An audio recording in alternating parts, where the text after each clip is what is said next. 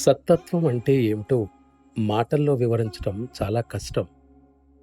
కేవలం మన అవగాహన కోసం సత్తత్వం అంటే ఈ ఆధ్యాత్మిక దశలన్నీ దాటిన తరువాత వచ్చే స్థితి అని చెప్పవచ్చు. ఆ స్థితి కూడా సత్తత్వ స్థితి యొక్క మొదలు మాత్రమే. ఆ తర్వాత అది కూడా అదృశ్యమై దానికి సంబంధించిన జ్ఞాపకం కూడా క్రమంగా పోతుంది. అప్పుడు మనం అనంతంగా ఈదులాడుతూ ఉండే సమతల స్థితికి చేరుకుంటాం.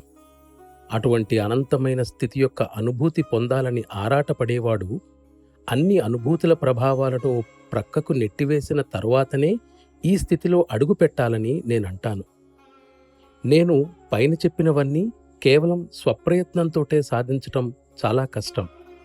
కారణమేమిటంటే మనం పైపైకి ఉన్నత స్థితులకు ప్రయాణిస్తున్న కొద్దీ ప్రకృతి యొక్క శక్తి సూక్ష్మాతి సూక్ష్మంగా ఉంటుంది.